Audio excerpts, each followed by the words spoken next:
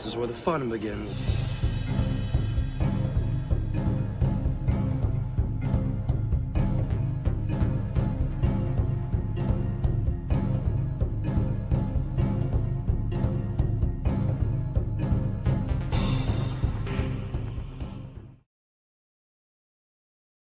Someone asked me to give the best reason why someone should read the Expanded Universe.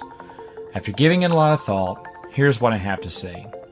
The Expanded Universe respects the reader.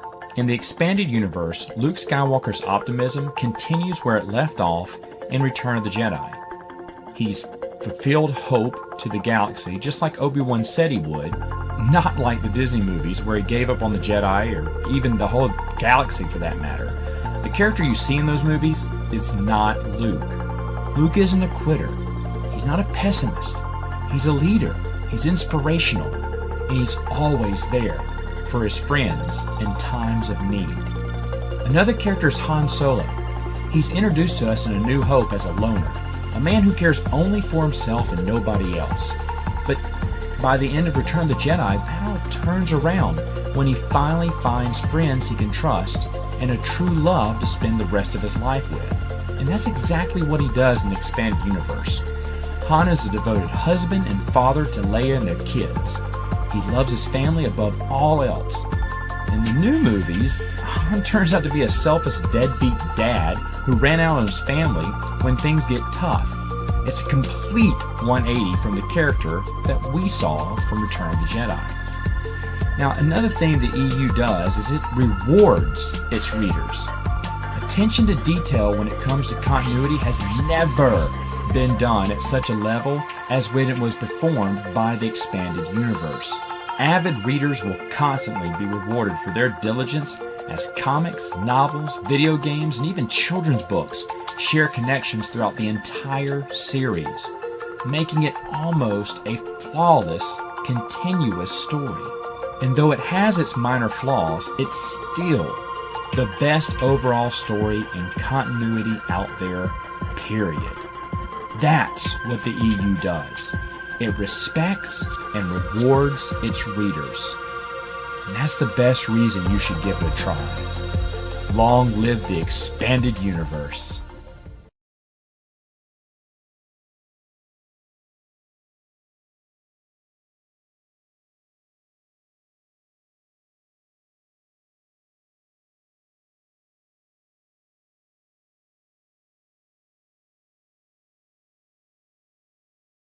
That's just a rumor that has kind of crawled up through fandom for years and years and years. I know that Tim met George Lucas. They had a sit-down conversation before the first book was done. I know that as with any of the novels, everything is cleared through Lucasfilm, and 100% for anything as major as a love interest being developed for Luke. That's a decision that George would have given a yes or no on.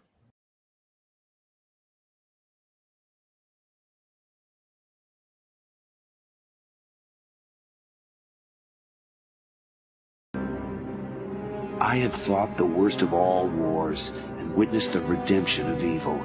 I have seen balance restored to the Force. But order can turn to chaos, as it did when I was born. Now, with my loved ones and my loyal allies, I face a new challenge unlike any before. And I'm not sure at this time we can win. Star Wars Vector Prime by R.A. Salvatore, the first novel of the new Jedi Order. Are you sure? So be it.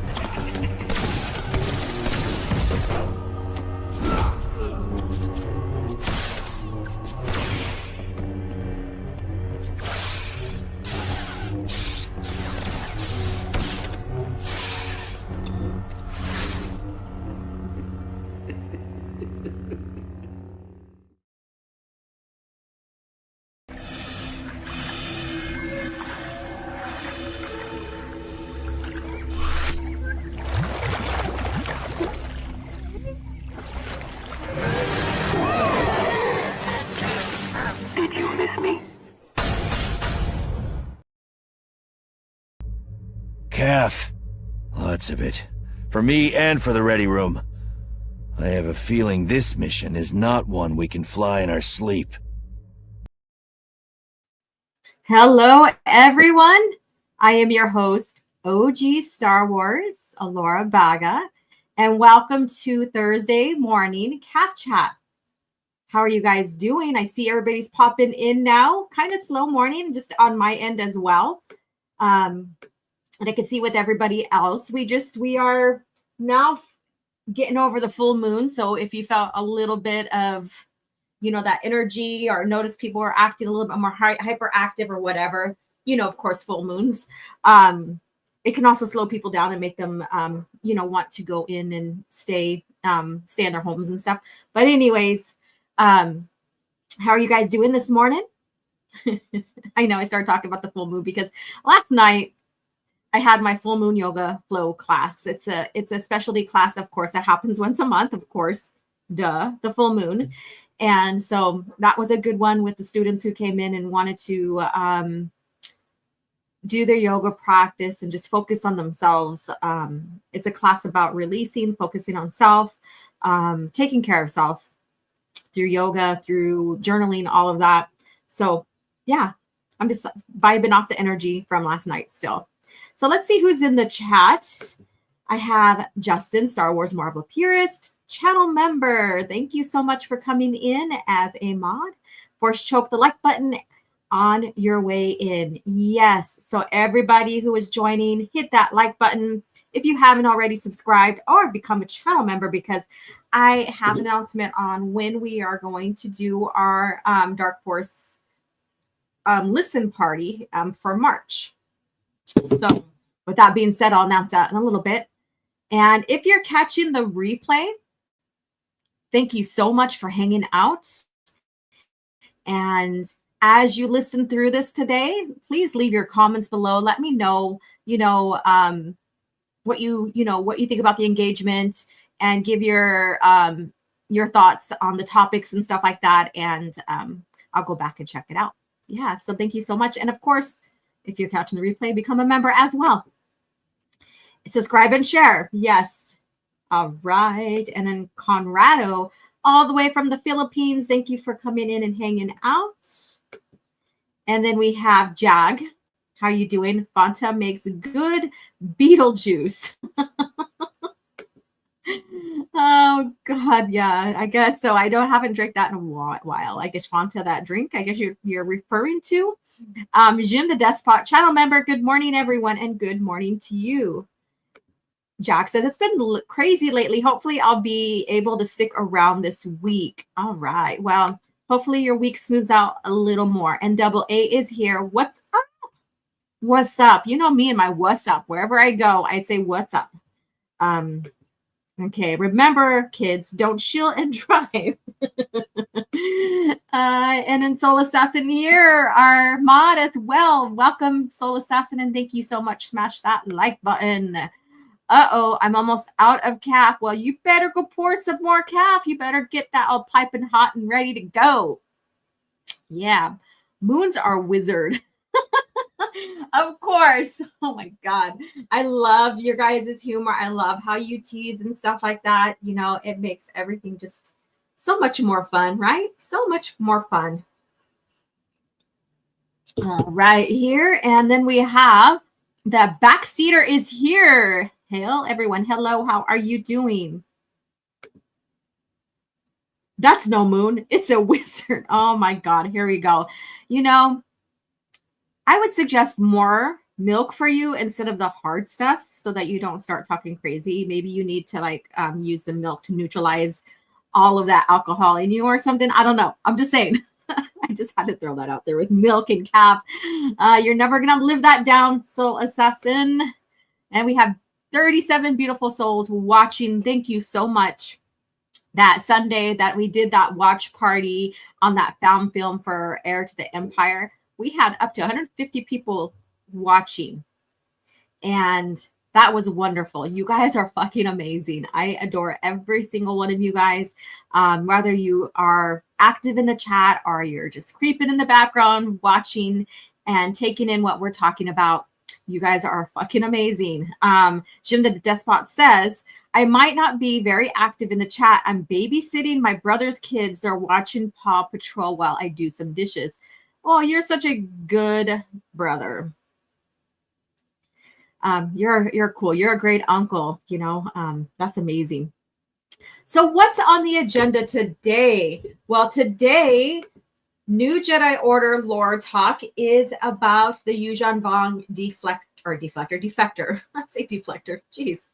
And so that's the lore talk for today.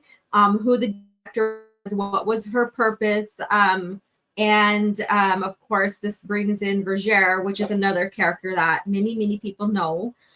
And we're gonna chat a little bit about that, and then I think I might do Vergere next week. So we'll have a little talk about Vergere, but not so much, because Vergere, she is more influential in the timeline than the defector. So, but I wanted to talk about the defector and the purpose and why and what she was trying to do during that time.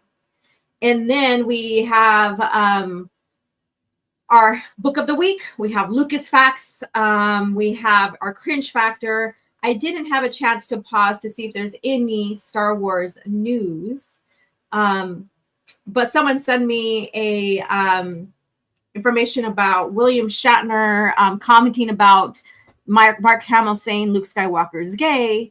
And that's kind of old news, because I remember this, and then I remember I looked it up, and it was about around 2015 or something like that. Somewhere around that, where Mark Hamill was sitting in this chair and he was being interviewed by people. I forgot exactly where it's at. And they asked him about Luke Skywalker and his sexual orientation. And he goes, well, he can be anything you want him to be. You know, it's up to you and your imagination. So if you see him gay, he's gay. And so William Shatner came across that here within the last 24 hours or so, or yesterday. And he was like, oh, you know, saying, oh, you think Disney destroyed Star Wars? Well, Mark Hamill was over here saying Luke Skywalker is gay, you know. So he picked up some old news, and that's being spread around now again on Twitter. I remember talking about Mark Hamill's comment about, well, Luke Skywalker can be anything you want him to be. It's up to you and your imagination. So there you go. So I was going to talk about that. I talked about it now. And of course, it's from a Vanity Fair article, and I have it in front of me. I'm not going to put it on screen, though. And this is March 5th, 2016. But his interview was back in 2015, I believe, because I was looking at the date earlier. And basically, this is what he says. This is what he says in that interview. Fans are writing and asking these questions. I'm bullied in school. I'm afraid to come out. They say to me, could Luke be gay? I'd say it is meant to be interpreted by the viewer. If you think Luke is gay, of course he is. You should not be ashamed of it. Judge Luke by his character, not by who he loves. Well, his character will go into who he loves, because his character is, you know, part of him, and it makes up all the little facets of him. So who he loves is a part of who he is as a character. So if he loves a woman, then that's basically his preference, right? So if his woman is Mara Jade, a female, then I would say that he's not gay, right? And I would say that that is set in stone per George Lucas, that he isn't gay. And that's why I played that clip earlier in the intro, because I wasn't gonna make the intro that long, but I think how I played it out really was good anyways. But I'm gonna play it again here.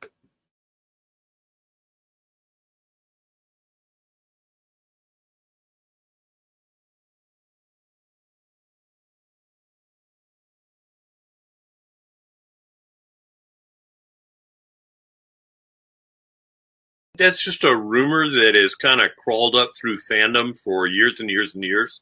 I know that Tim met George Lucas. They had a sit-down conversation before the first book was done. I know that as with any of the novels, everything is cleared through Lucasfilm, and 100% for anything as major as a love interest being developed for Luke, that's a decision that George would have given a yes or no on.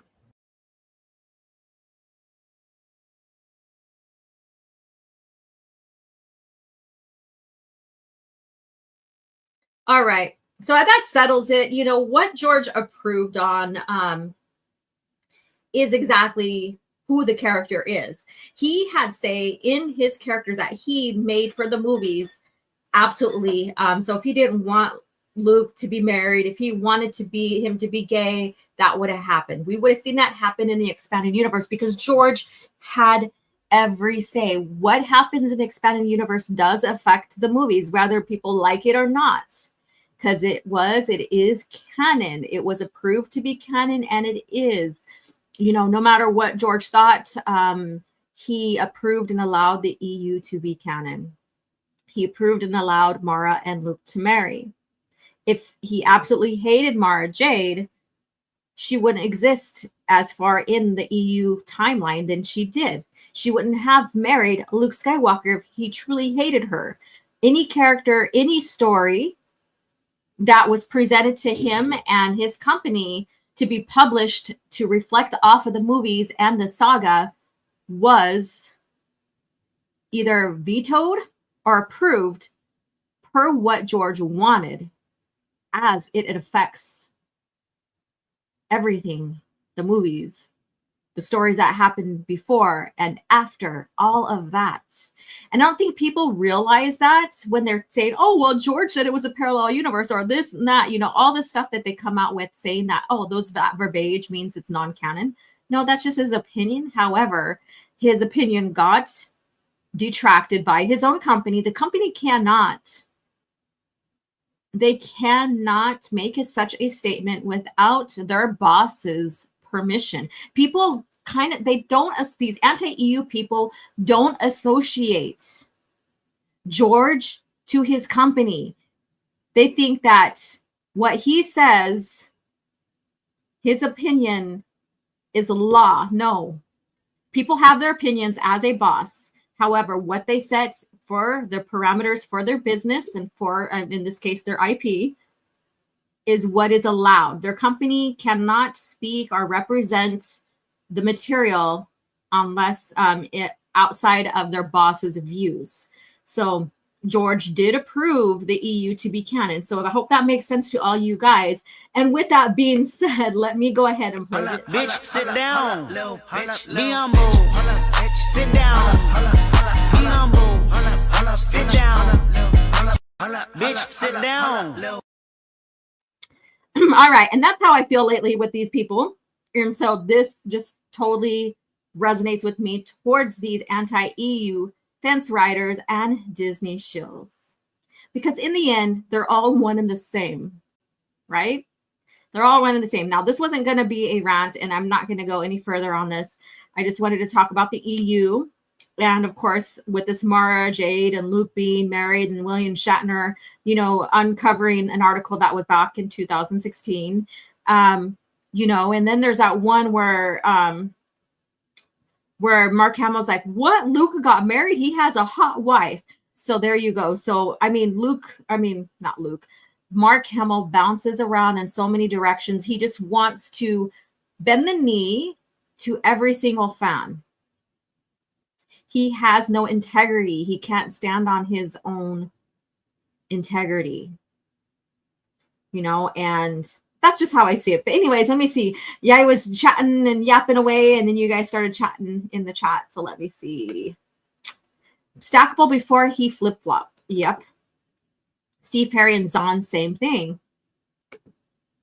And Stover and Lucino haven't revised their positions, to my knowledge, even with Lucino writing Disney books. Yeah, he basically, and I remember, so if you have not watched it yet, HoloNet, go catch up. You can, like, you know, pick a day or like a time each day to catch up if you haven't began to watch. But he did the New Jedi Order documentaries. So big of a project that he just had to split it up into like 6 projects or something like that, or 6 parts or something like that. And you know, a lot of the interviews that he shares that he didn't do, of course, I already knew about. It's just like I'm revisiting them or forgot some that I heard a while back. But they are great nuggets of wisdom and information for not only New Jedi Order, but for the EU in general, about it being canon, about the authors working with each other and with George Lucas and with Lucasfilm to make a seamless story as much as possible. And when you get to hear each individual author, you can tell by what areas that they were inspired by how they brought in like historical events or characters from the past, you know. So you have all of that going in there, and these stories will be great for my Continuity Chronicles that are coming up. So I'm excited. So my Continuity Chronicles, basically, it's going to take a story like one of the novels. And in fact, I'll announce what I'm working on right now, but we'll get to the Lucas facts first. And I'll take them, and it'll be a clip from the Audible. And it'll be about, if you haven't seen my Tenebrous one, that's the example. It'll be about the character or whatever is going on in that novel, but it also has a continuity tied to something in the past or the future or whatever. Not necessarily the future, because, you know, of course, they could see visions of the future, but doesn't mean that how that's going to predict, right? Just like when you see Darth Tenebrous one that I did. So I think it's very important to share this kind of like clips of the EU where it shows how they are tied with each other seamlessly. So this is what these Continuity Chronicles are about. But it's also about getting you, the readers, to revisit or read those books, to get interested, knowing, oh crap, okay, so I didn't really realize that there was a tie there. I missed it. Or if you are new to it, you're like, wow, this is so deep and rich. These EU haters don't know what they're talking about. So that's what Continuity Chronicles are about. It's showing you the fucking obvious about the continuity was the lore was well planned. Yes, there's hiccups. There's always in any type of property, especially one that expanded for like 35 plus years. You're going to have hiccups. You're going to have to go back and correct some stuff, smooth it out. That happens. But so that's what Continuity Chronicles are about. So with that being said, I am going, and oh yeah, I wanted to get back to this. Yeah, so my point after that little rant again is Lucino did say in one of those interviews on one of the, I forget, it was maybe part 4, maybe, I'm not sure, or part 3, I don't know, remember. But anyways, he did say that, or wasn't even that.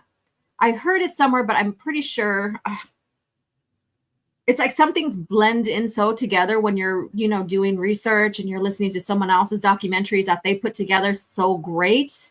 But Lucino basically said that there's no way he could see the EU and the stories that they built and stuff like that be non-canon, that they will always be canon. So something like that. So that's not, you know, a quote verbatim, you know, exact. So he still has the opinion, and rightfully so, that it's still canon. It's still like everything before that was approved by George is canon. Everything moving forward, not necessarily, you know. So so that's a great opinion. I need to find that quote, and I need to do a little bit of little video on it, you know. So let me see, before we move on to Lucas facts, I'm going to just go ahead and go down the chat some more. I wish Lucasfilm was more like anime studios when they adapt source material. And Scran is here. Hello, everyone. Can't stay, but want to say hi and leave a like. Thank you so much. He did a friggin' awesome video for me, because apparently I am the boogeyman. I am anti-EU Disney shill fence riders boogeyman. They can't stop getting triggered by me. It's so fucking funny. And so he made this awesome video, and of course I can't use it because it'll give me a strike. It needs to be shortened, but the video is so awesome in itself. I'm using it on Twitter, but when you make videos and stuff that has other artists' music and stuff, there's only so much you could share of it. So you have to shorten it. But sometimes when you shorten it, or you have to share a certain amount of clips of it, you know, for it to pass time frame. So, but if you shorten that, it takes away all of what he did, and it's amazing. So thank you, Scron. Beware of the boogeyman. And yes, let me play this now. Where did it go? Certified boogeyman, I'm the one that up to score with them. The industry can hate me, fuck them all and they mama. There we go. I need to make that a little longer because it kind of cuts out, at the end a little bit. So I need to go back and make, put a little blackout fade on it so that you can hear the whole script. So thank you so much, Scran. That was friggin' amazing that you did. That's not the one. It's another one. So thank you so much. You're amazing. Let's see. Oh, and I lost my place. Oh, there we go. And I was going back in time for CAF chat, and then in fact my YouTube channel. And if some of you guys haven't heard the history of my channel, I have mentioned it a couple times, but far in between. My channel was just brought up to just download my adventures dancing at powwows and traveling throughout the United States and Canada, the greater Indian country, I guess you could say, and sharing my culture. Not necessarily to grow the channel or to get subscribers or get monetized. It was just a place to store videos, share where I've been at, where I'm dancing at, where I placed at, that kind of thing. Just something fun, and then, of course, I've seen Matt Wilkins start appearing with a lot more of the expanding universe, and then his talk against Disney, the buying of Disney, and against the anti-EU shield people and all this. And then so finally after I was creeping in the background of the EU fandom, I guess you could say, or the George Lucas era fandom. I was creeping in the background, just watching, seeing every shit go down. I knew what was going to happen after the buyout. And then The Last Jedi came, and I'd seen how they destroyed Luke's character even more. And I'm like, I'm done. I think I'm going to do a video. I think I'm going to jump on board. I think I'm going to do this and lead this, I guess you could say, this fellowship, or whatever you want to call it. People have dubbed me at the time, Fandom Menace. But I'm going to be one of the voices. I'm going to keep George Lucas' era of Star Wars in front of everybody. I'm going to remind him how well the EU correlated to the movies and the character George made, and how new characters were brought in without destroying the established ones. So, I changed the direction of my channel, and it started taking off. Had so much support from many people like Drunk 3PO, even Jeremy Griggs, Ryan Kennel. I mean, I had a lot of and then Abu Nas was the one who inspired me. So I can't forget about him. He's the one that pushed me and said, do it. Do it. You are amazing. Do it. He's seen the potential. And I leaped. And so it's so funny looking at myself back then and now, in establishing my channel for the George Lucas era of Star Wars, and speaking out against what Disney is doing against the lore now. And it's like, I still captured people. I still attracted people. I was still strong in my voice, but you could see how much growth there is with me up to today. And how CAF, now I combine coffee and CAF, how CAF chat evolved from coffee chat, which was maybe not the first one. I think it was 5 or 6 minutes just talking about, I forgot now. And how it started evolving, after I got monetized, I think that's when I went live with coffee chat. And the ride has been hell of a ride. It has been amazing. And even the little lore videos I did, or reviews of the books, I was laughing at myself. I'm like, damn, I've come a long way, but still, I would still watch the shit because it's heart. There's heart into it. There's heart, there's love, there's passion, and there is growth. And I've made such great connections, and they have evolved Some people had like just, went away a little. They're still there if I need them. And then there's some people that completely just left and we don't talk no more. And that's fine. I wish you the best. I still love you. I love that I encouraged you, or we encouraged each other. I've been on toxic femininity. And that was such a great ride with the ladies at the time. I mean, we made records there. I'm sorry, there's not going to be anybody like us, me, Mary, Candace, and oh God, I forgot the other lady, but there's not. And then, of course, we had Lorena Creole jump on with us at one point. So there's that group there. There's not going to be anybody like us. And from there, still talk with the ladies, most of them or some of them. Love you guys to death. Yeah. And then, the collaborations with people like Stig and stuff, we may not be fully talking anymore, but that's fine. Shit happens, right? And much respect to, everybody, no matter what, and the people that come into my lives now that support me now, and the ones back then, and the ones that had to walk away for whatever reason. All of you guys have your purpose. All of you guys have influenced me some way, and I hope that I return the favor. Okay, so I'm going to get off my soapbox. This is not about like, the channel, my growth. This is not an anniversary thing or whatever. But that whole reflection of looking back and the transformation, fucking A, man, you guys, just amazing. And to everybody that remained subscribers today and that became channel members too, on top of that, you guys, without you, we wouldn't be sitting here.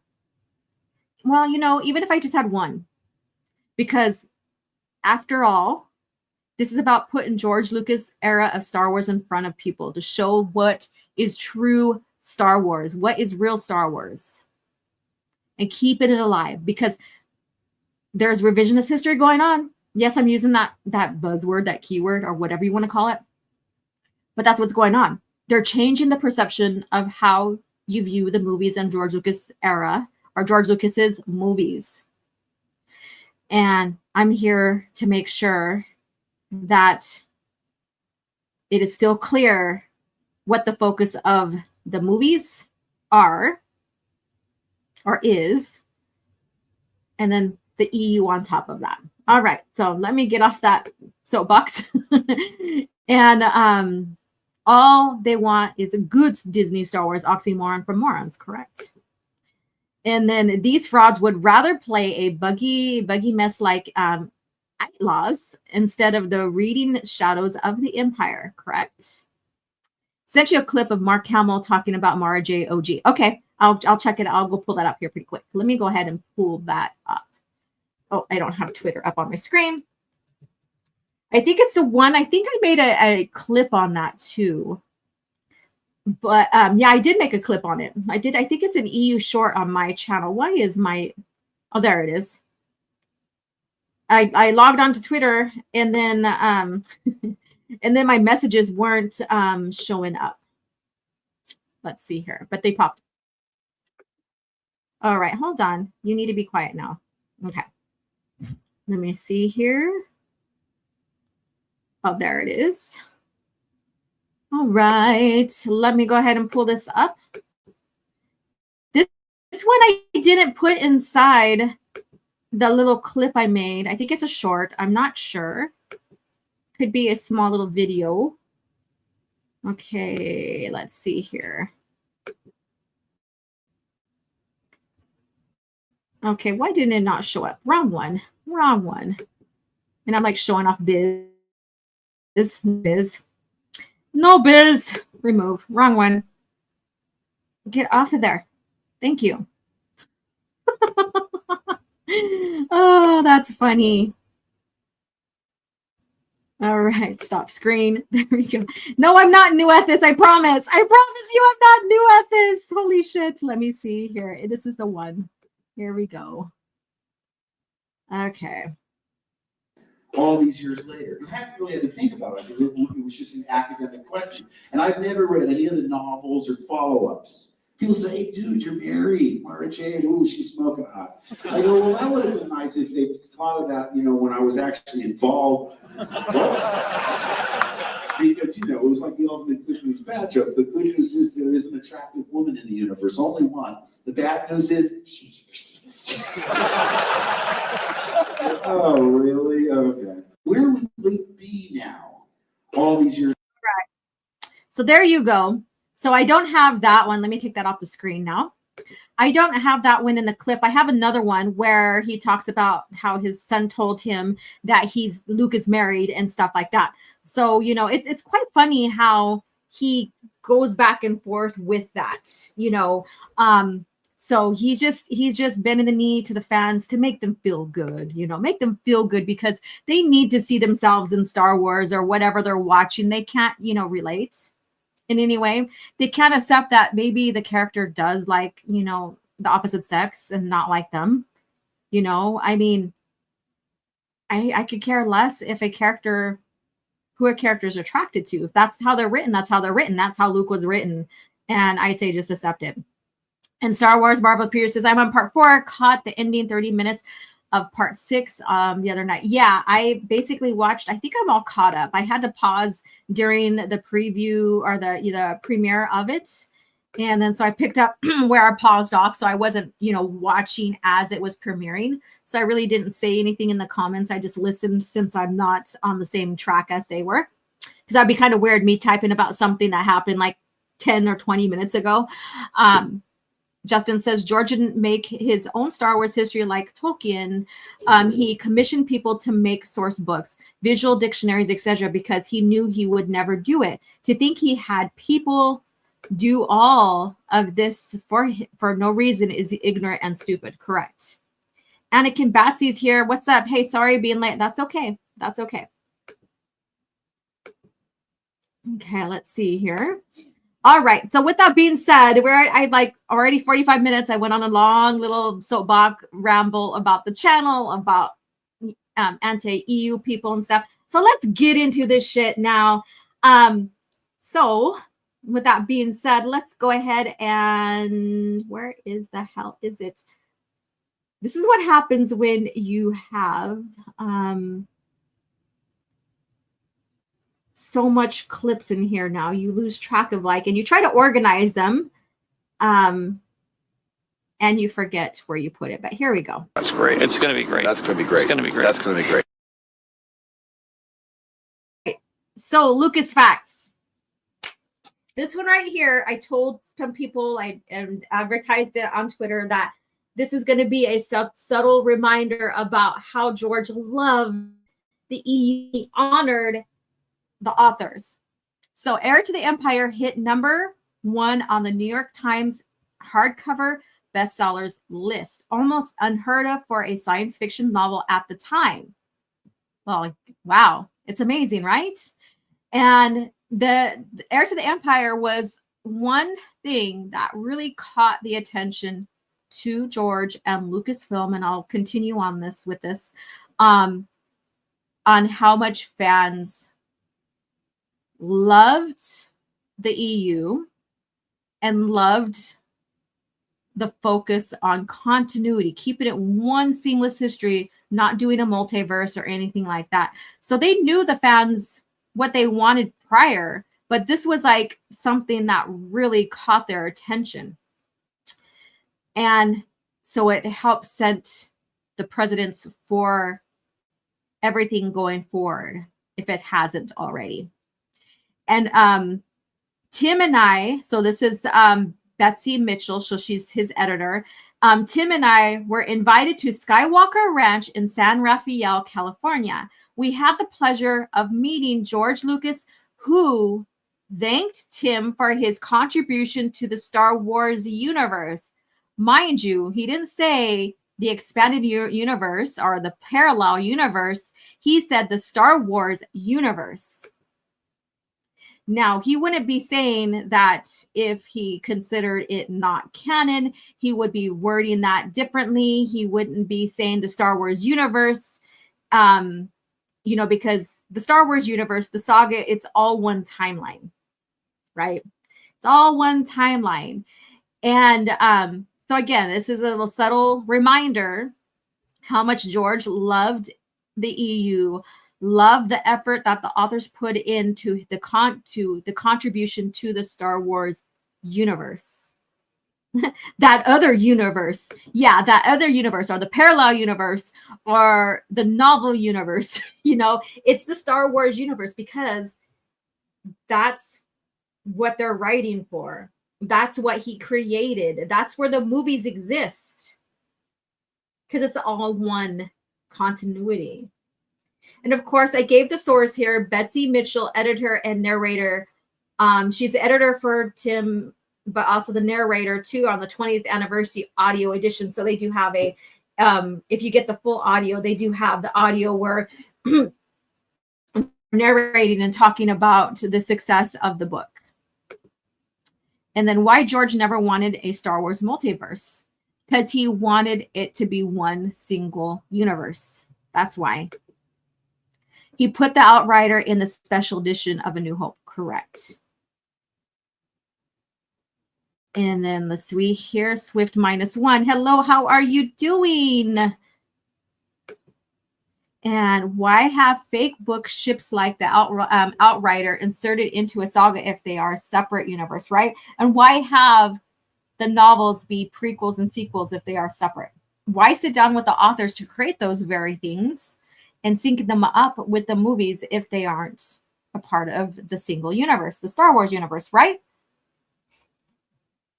So I thought this was a great thing. And let's go ahead and get into Book of the Week, because I do want to get into that. And then we'll start talking lore. Here. So with that being said, let me find, I know I thought I put a commercial in here that we haven't focused on. Maybe not yet. But since we talked about Outrider, prepare yourself for Star Wars, Shadows of the Empire. The evil Empire has struck back with a vengeance, and a new villain, the crime lord Shizor, schemes to replace Darth Vader as the Emperor's second-in-command. With Han Solo held frozen in carbonite by bounty hunter Boba Fett, it's the rebellion's darkest hour. Now, join Jedi warrior Luke Skywalker, hard-charging Chewbacca, and go undercover with heroic pilot Dash Rendar and his booming Outrider. But can Han Solo be freed and Shizor be stopped? Star Wars, Shadows of the Empire. Look for the authentic figures and vehicles from Kenner.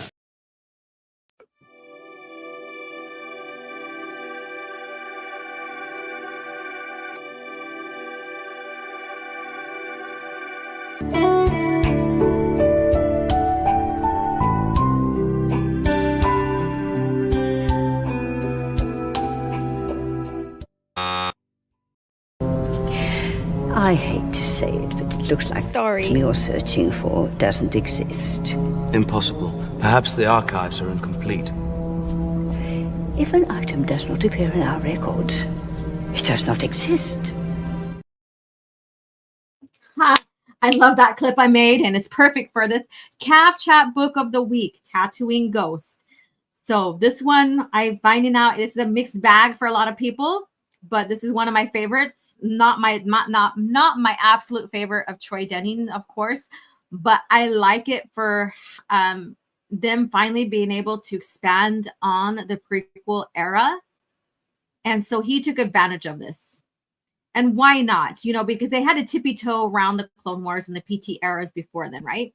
And now you get to fully go off of what is being created in the movies and use that. And he used it in such a brilliant way of Leia discovering more about her heritage, the Skywalker heritage, her father and her grandmother, and and coming to terms and peace with her father. So of course, the author Troy Denning, cover artist is Stephen D. Anderson, publication paperback January 2004 and hardcover March 2003, and placement is about 8 ABY. So this is right before Heir to the Empire. However, it's quite funny that Heir to the Empire came out first before this, so you got some callbacks to that as well. Not to that. What I mean by that, and I'm gonna get into the continuity notes about that. So hold that thought. Continuity notes. This book came out in the midst of the new Jedi Order series, which we are discussing right now. So another thing, and a step back into timeline when Bantam Spectrum dominated the 1990s. So this is not, Bantam anymore, but that timeline during that time, when books were coming out in the 1990s, post Return of the Jedi, were Bantam novels, and then they switched over. They Bantam doesn't have the licensing, and the rest is history. And coming during the time of the prequel trilogy, it was able to reference the PT era. Bantam books never could, and extrapolated that Leia was able to overcome her resistance of having children by learning more of Anakin Skywalker's past.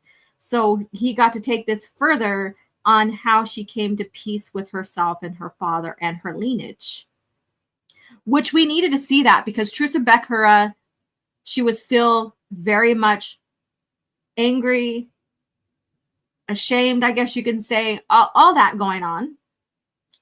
And we had to see a resolution with that, right? We had to see it being resolved, because we know that she had kids.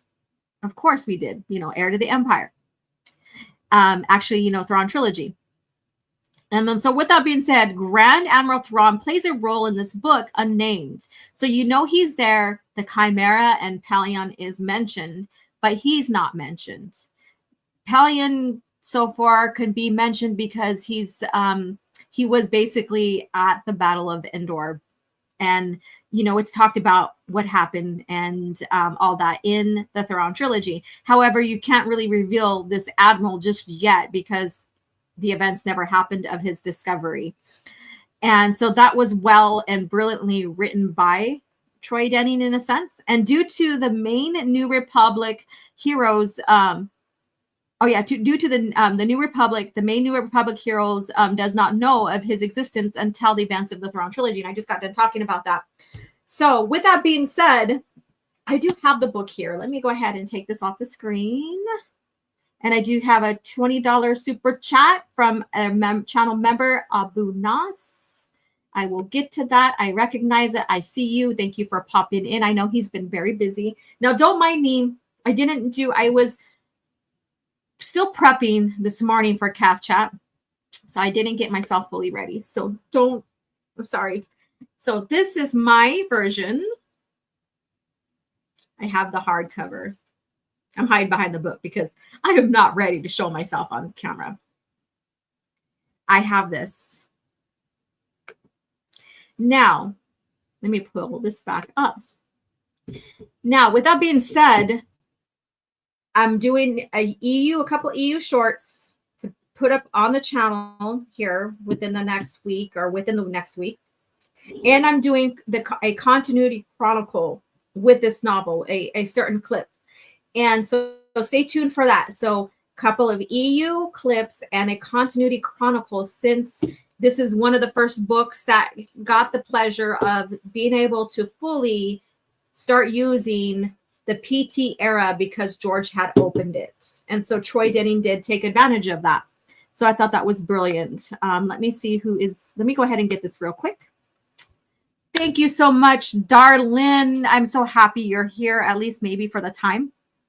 And I did praise you and thank you for being the person to push me to change my channel from my powwow dancing, to my George Lucas era of Star Wars, OG Star Wars channel.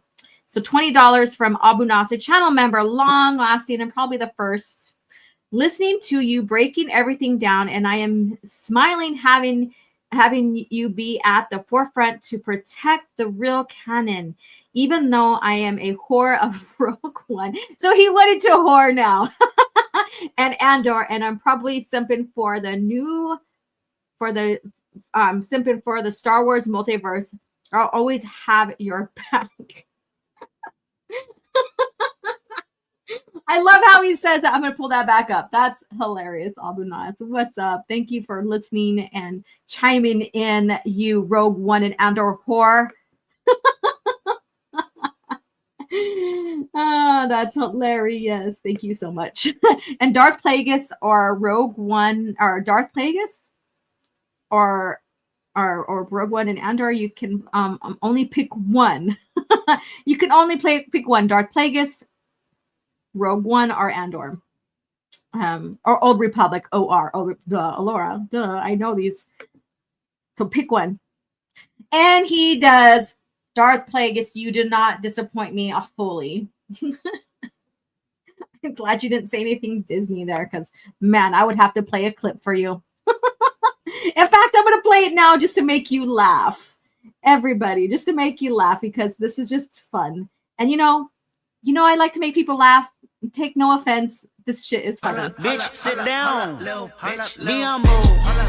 Sit down. Be humble. Sit down. Bitch, sit down. Oh, that is hilarious. Thank you.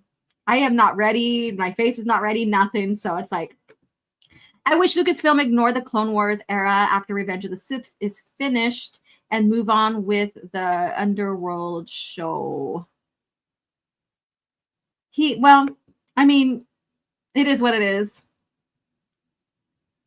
Love the hardcover. I am jealous. It is amazing. It is amazing. Oh my goodness. And thank you again, Abu Nas, for that. And again, so stay tuned for the EU clips and the Continuity Chronicles. I do have the Continuity Chronicles all set to be edited, and hopefully it's up. And then the EU shorts don't take long whatsoever. So I'll probably get all that done by this weekend, and it'll be up maybe even by tomorrow with one of them. But it's going to be about Tatooine Ghosts, the book of the week. And so there we go. All right. Let's see here. Let's get into our lore talk. So you guys, let me take this down.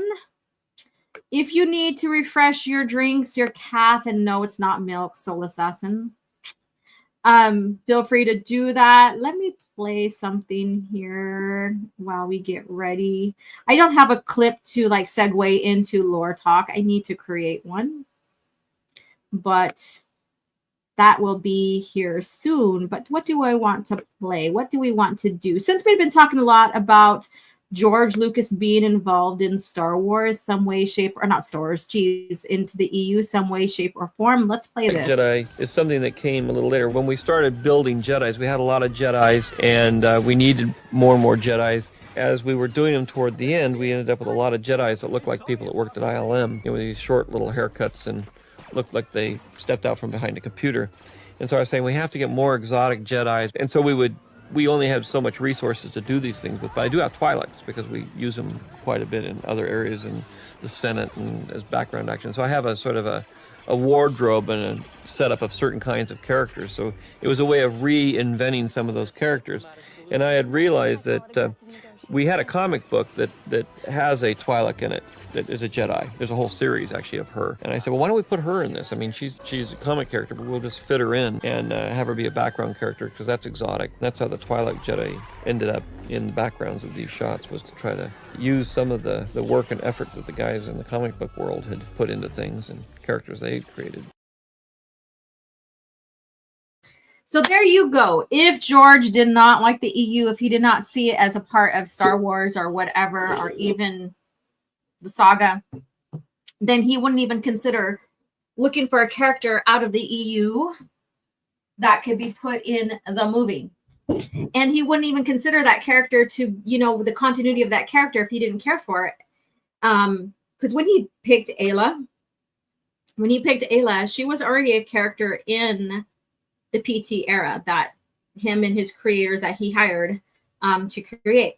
So he put her in there, and it all went continuity wise together. So people say he doesn't care about continuity and he wouldn't honor the EU. He just did. That's proof of that. So with that being said, if you have the new Jedi Order source book, pull your source book out. Oh, and before we get started, I forgot to make the announcement with the book of the week.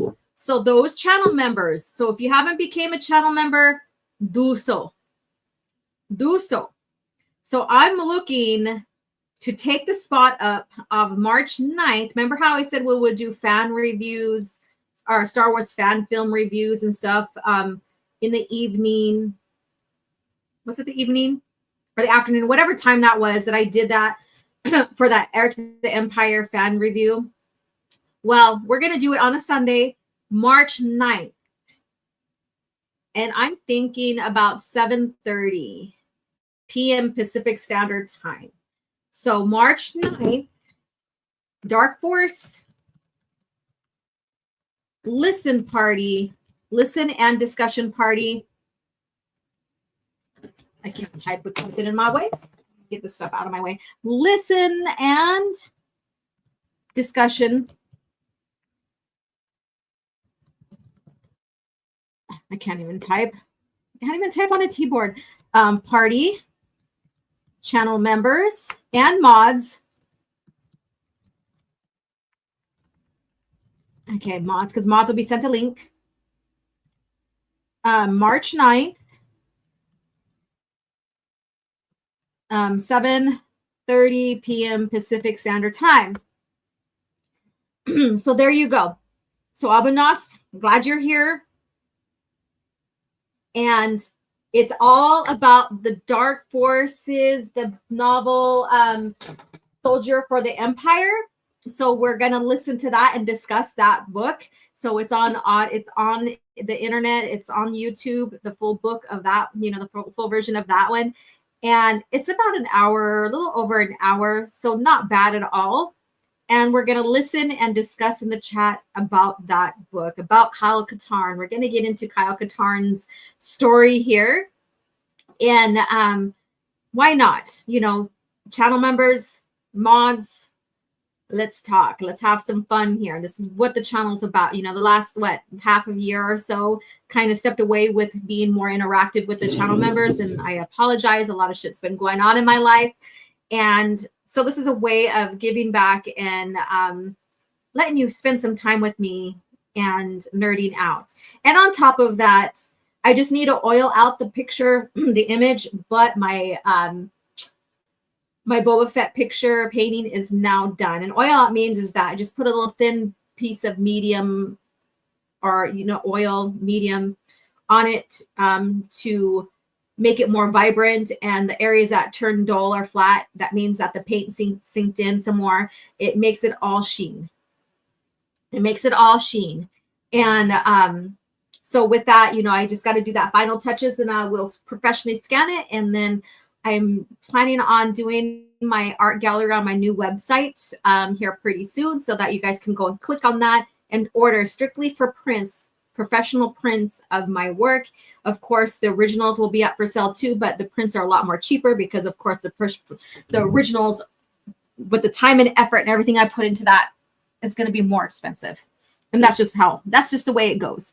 All right, so let's get into this. Grab your new Jedi Order source book if you have it, ladies and gents. Refresh your drinks. We are getting into this lore chat, and then we'll get into our cringe factor. And then that will be it for today's CAF chat. So here we go. With me, you never know where everything's going to go with me every single CAF chat. What I'm going to talk about, what I'm going to go on a rant about, what I'm going to rave about, and you guys already heard it about the channel. Thank you guys again. Like I said, I do the work, but it's for you guys. You guys make it possible for me. You guys come in time and time again. And that just encourages me more and more and more. Yes, I do need to do some memberships, and I will do that. I want to gift some memberships, and I'll get that done, but probably not today since I just wasn't even focused on that. All right. With that being said, of course, we're still before balance point, so everything doesn't change yet on the invasion where they're at. So I didn't change this just yet. So this is Yuuzhan Tar, the original planet of the Vong. This is basically the Vector Prime perimeter on they're coming in through, and what were the first stages of the invasion. whoops, stupid thing.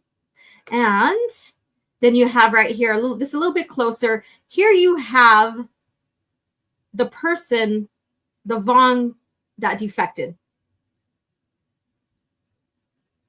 Now, those who are beginning to read and are keeping up, or maybe even passing me up, because I'm just about done. I just haven't picked up the book in the last 3 days. I've just been so busy because on my part, I am getting ready for an art show. And I'm also painting just for the fun of it for myself. So I got pieces for myself, pieces for the show. Those pieces for myself might just go in the art show too. And then my own personal business that I run, yoga and my art studio, I guess you could say. And then of course this, and then just of life outside of everything else. So multi hats going on here, and I'm proud of that. So sometimes some things do take a back seat, and are the things slowed down in some areas because I'm heavily working in others. But we're still here with the channel. I will not give up on you guys. No way, no way, shape, or form. All right. So the progress of the invasion. No, that's not the one. That's not the one. The Yuuzhan and the progress of the invasion, that will be the last we talk about. And then we'll get into the fall of the new Jedi Order, or not the new Jedi Order, the fall of the New Republic and the fall of Coruscant, basically the Battle of Coruscant during this time. You know, so many levels in here. So this is not a book review. This is basically the era of the new Jedi Order, the timeline, and getting heavy into each pieces of that and dissecting it, talking, nerding out. Okay, I'm rambling. All right, let's get to this. There was a Yuuzhan Vong plot to assassinate the Jedi leadership. So we all know that the Jedi is the opposing force. They know that these are the group of people, and not just humans. So when I say people, it's not just humans, but these are a group of people that they need to get rid of because they pose a threat to their invasion. And they see that threat. They need to take down the threat. And so this was a plot, this defector, and her name is Elan. She was the tool of it. And she's a Yuuzhan Vong priestess. And I think she was the one that worships Yun Harla or whatever, the trickster goddess. I think I might have got that wrong. I apologize. I don't have anything in front of me that with that goddess's name in their culture. And we'll get more into their gods as we advance, because Jaina and Jason play a role in this counter that the Jedi use, and they use their own faith against them, which I think is very, very interesting. Very well played by them until it's discovered what they were doing. But they use their own religion, their own faith towards these gods against them, and they use the twins. So I'm hinting on stuff right now. If you don't know what I'm talking about, I don't want to spoil it for you just yet. And I know Shkran, I know he's not here listening right now because he's busy, but I know he'll listen on the replay. So I don't want to give that away just yet. But there is, the Jedi do use their own faith, their own religion, I guess you could say, their own gods against them. They play it against them and are a bit successful with that. And Soul Assassin, I know that you haven't fully read any of this just yet either. So this is probably something new to you right now. And he's like getting a crash course as my mod here in the new Jedi Order era. Because he's predominantly Old Republic. Nothing wrong with that whatsoever. We all have our beginning points. We all have our favorite parts of the timeline. I'm going to turn off my ground heater. Hold on. Pretty warm in here. All right. It's all new to me. Yes. So yeah, so he's getting this big crash course, which I'm loving it because, he shares stuff with me, or he asks me questions, and it's like refreshing to see new people reading this timeline. within the historical timeline of Star Wars. And it's just fun seeing new eyes, seeing it through new lenses, I guess you could say, of another person. And it establishes how great this was written. And when you watch the HoloNet documentaries, like, that takes some time to be able to contact these people and do interviews, but also to search and locate all of the interviews pertaining to the development of the new Jedi Order. So commends to HoloNet. And I haven't followed up with him on doing a Talking EU. I need to do that. So stay tuned for an announcement on what day and time and what have you for the live Talking EU portion with him. I can't wait to sit down and pick his brain and have fun with him about the EU and how he came into Star Wars and all this. All right, I'm rambling again. Let's get back into this. So this deflector is the brainchild of the Eminence Harar. So Harar is another key character during this time. We are slowly seeing these new characters, Vong characters, being introduced and stuff like that.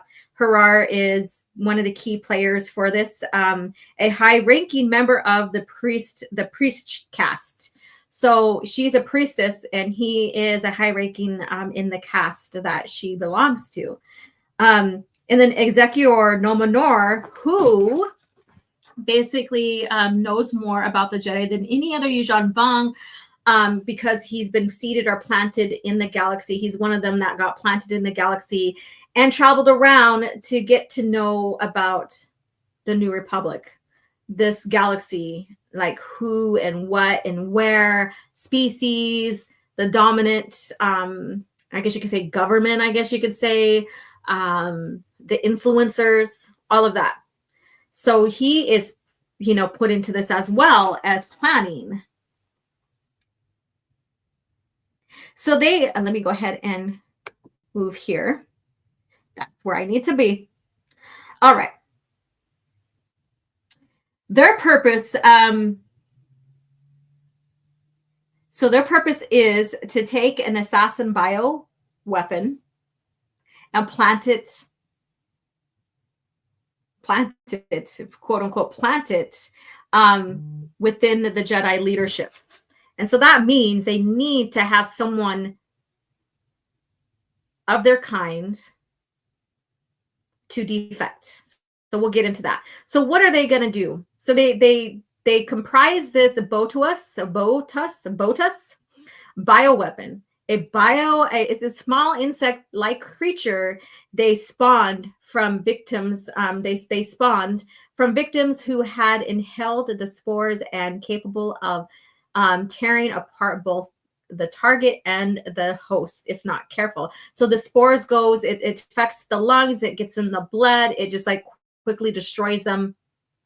And although short-lived, they grew extremely fast in the presence of oxygen. So the carrier has to have them breathe in these spores within the creature, I guess you could say.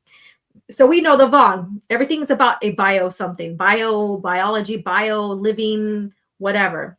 And so they do, like, their ships are basically a bioweapon, not a bioweapon in the fact that they're planting a some kind of virus or spore, but it's basically a biological or a natural living weapon, their ships. Like, I guess I said that the long way, the hard way, I guess you could say. But anyways, so these are beetles, I guess you could say. So, and so their Jedi are the target. And so what they do is they enlist Elan in this mission. And with the Yuuzhan Vong, that if you go and sacrifice yourself, if you go in and die in the honor of fighting your enemies, there's certain kind of, like, I guess you could say, honor with how you sacrifice or how you fight for your people. If you get defeated, that's not an honor. So if you die in honor, if you die in victory, that's an honor, I guess you could say. Or if you go and sacrifice yourself for the bigger cause of your people, the Vong, basically, then there's honor in that. So it's very interesting how the Vong have been written. And if you want to get more into that, I'm just going to keep on saying this. Go check out HoloNet's documentary, because they go into what cultures inspired them for this, and the development and of the Vong, the species, the Vong themselves. It's so friggin' interesting to listen to all of that, and it gives you more perspective on what went into creating the series. And Mike says, it reminds me so much of Imperial Japan.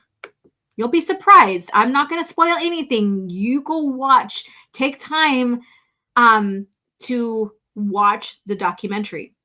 The documentaries. It's like it all got chopped up in parts because it was so long. The Vongs are similar to the Mandalorians with bug-themed weapons.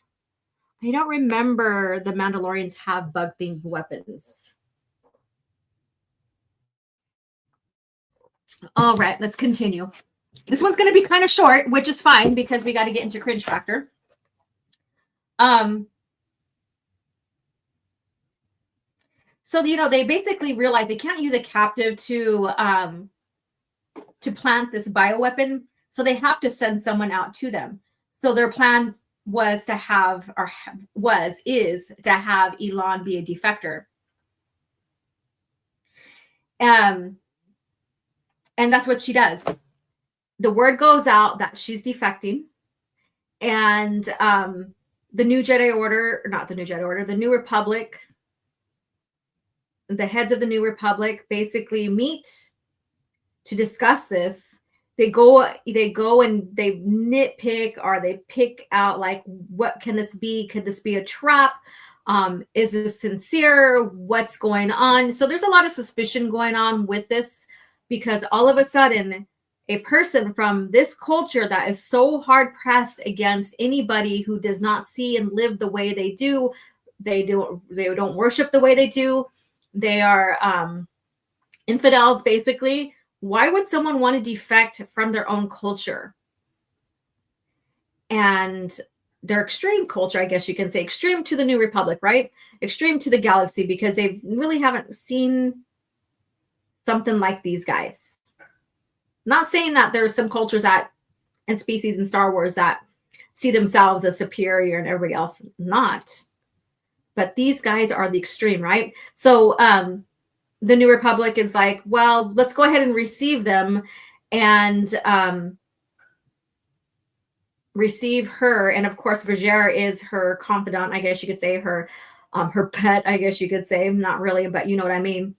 And they have to keep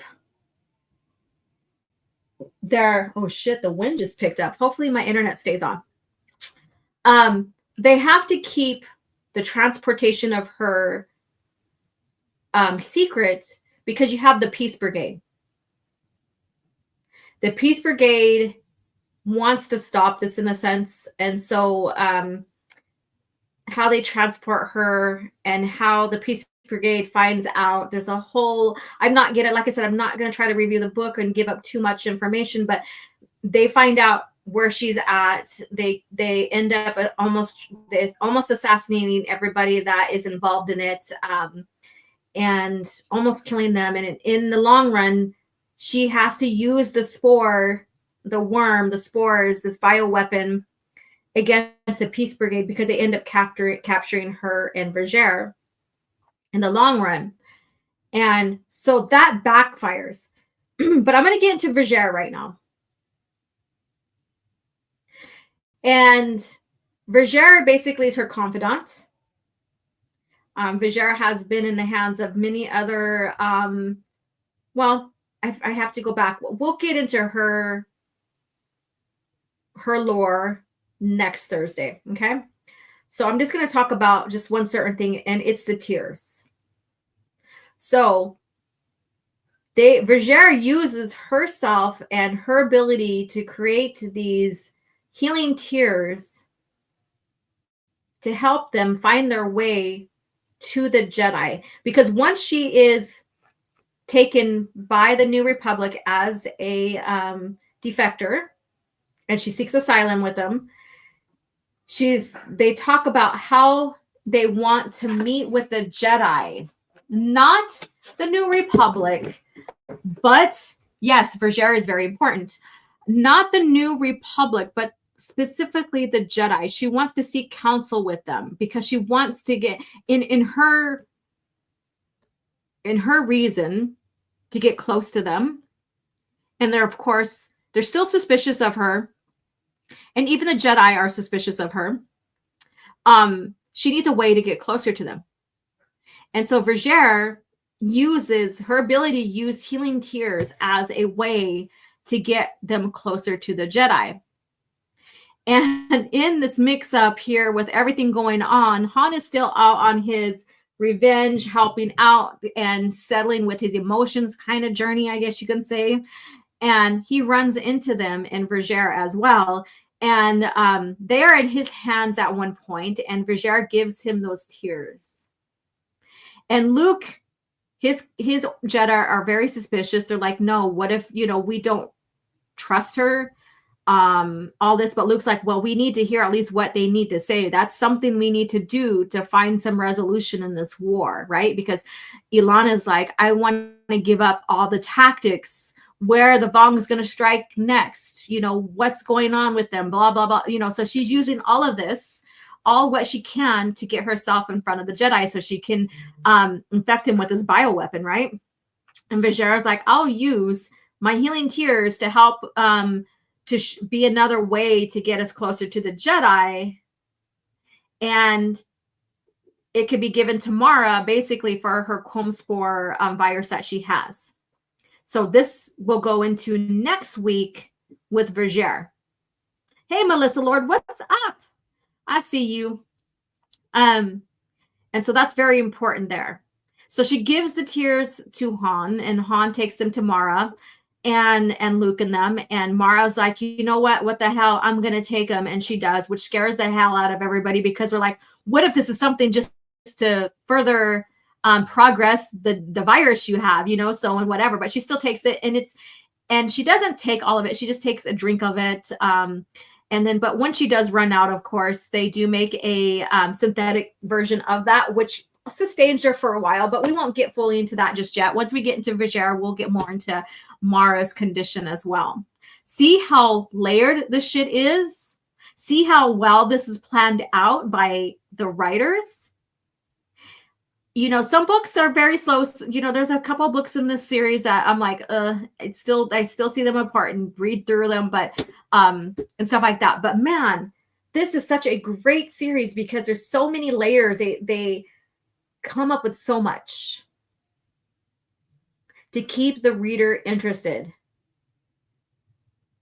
And like I said, she worships the trickster goddess, which plays another role later on with the twins. Vergere uses her healing tears ability, that whatever that is, to help them get closer to the Jedi. Which, in a way, it's a sincere thing. And there's so much I want to say about Vergere, but I'm going to save that.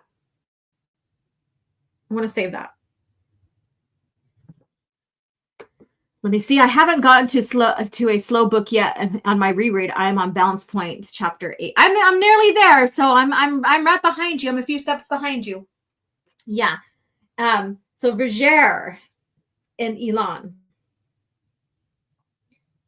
She is the tool to try to get closer to the Jedi to destroy them, and it fails. And the Peace Brigade, excuse me, the Peace Brigade, it's all the Peace Brigade's fault for this to fail. Let me see. And of course, as always, if you read the books, fill in, because I'm being very vague. I'm sharing a little bit that you guys can expand on in the chat. If I remember correctly, in the Force Heretic trilogy, that is slow. Yeah. And slow doesn't mean it's bad. You know, like people are like, oh, the Kenobi book is slow. Well, there's quiet moments in the book, I guess you could say. What you can say is slow. And that's fine. So slow doesn't mean bad. You know, we don't have to have constant battles and constant big events going on, right? We do need those slow moments. Vex is here. What's up? I'm heading into work. Just wanted to say hi and leave a like. Thank you so much. Another channel member. And this is the Vong lady is named after the cyber truck man.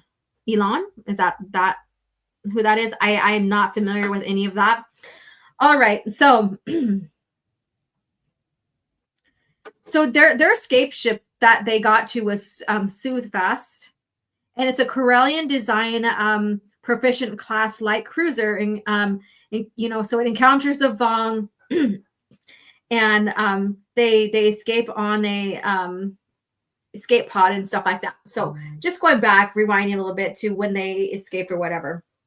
So, and yeah. So basically a little crash course there in who this is and what they try to do. That biotoxin or the bioweapon basically is another thing. You know, there's so many different type of like bioweapons and biotechnology that they used to fight against the New Republic in their invasion and stuff. So it's quite interesting how these writers developed. We have 50 people watching. Thank you so much. Go ahead and hit the like button. Leave a comment in the chat too. Why not? If you're here watching, get in the conversation. Holy heck. Join us. This is such a good conversation to talk, nerd out about the lore, you know, and all that. So next week, so Elon, is our introduction to Vergere in a sense. We already know Vergere was introduced beforehand, and they just brought her into the new Jedi Order. But she is the introduction here into the series. So I thought that would be important to talk about the defector, why, the purpose, what happened. And then we did talk about the Peace Brigade last week. And they're the ones that really destroyed the Vong's plans against the Jedi. You know, ironic, right? Very ironic with that. And so now we have Vergere at the time of the death after she activated the spores against the Peace Brigade. She dies. Vergere flees, and I think she returns back to the Vong because we know that she helps torture Jason later on, which is kind of funny because if she was really a fucking Jedi who wanted, who was for the Jedi and stuff like that, then why would she go back to the people that want to destroy the Jedi and stuff? That's so fucking weird. So, and she's not this another version of Yoda. She's actually anti-Yoda in a sense. Yeah. So anyways, I'm not going to go into that Vergere talk until next week. That one's going to be heated. And I think I pissed off people in the past about Vergere on social media. So mind you, this is how I see her depicted, how I see the results of what she did to like Jason and stuff, and how she acts. That's not very Jedi-like and stuff like that. So with that being said, you'll learn more about that next Thursday. So stay tuned for that. All right. So let's go ahead. And if you need to refresh your drinks, feel free to. We're going to get into our last segment here in CAF chat. So let's go ahead and take a break. The fate of the galaxy is now in your hands. With the new LEGO Star Wars Slave 1, you can load Captain Solo, arm your weapon systems, man the cockpit, and take off with the most feared ship in the galaxy. But watch out for rebel ships. No matter the enemy, no matter the firepower, you control the action. With the new LEGO Star Wars collection.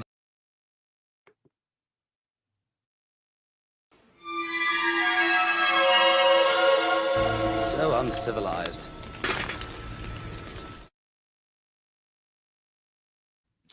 All right, so here we go.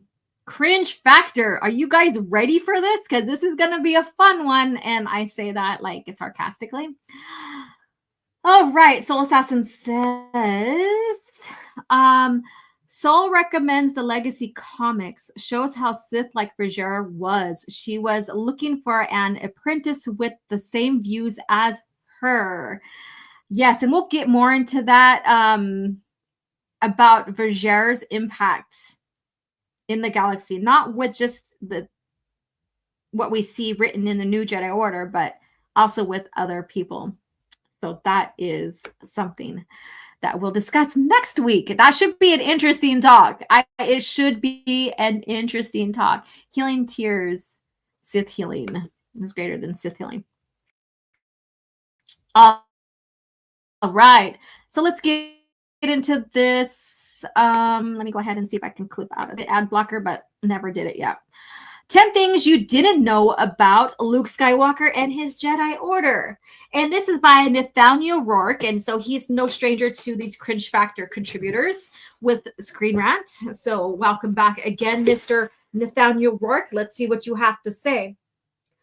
All right. And I find it appalling to have the real Luke of the New Jedi Order with the Luke that basically gave up on the galaxy and went hiding and all that, and then destroy and then died with using the Force. You know, that all of that is bullshit, but we won't get into that.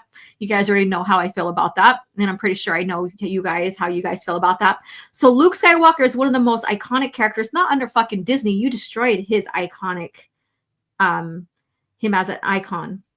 But there are several fun facts about him and his Jedi Order. Notice that they don't say New Jedi Order. Hint here. You may not know. While Star Wars is known for its sense of adventure and incredible special effects, Luke's story held the Star Wars original trilogy together. Well, of course, that's his story. Well, and you know, it's also a part, you know, Leia and Han are part of that story. But the focus, and this doesn't mean it's about an individual, because it took not one person, not a single person, and a one person does not mean that it's a small group. An individual means, if you look it up definition, a single person.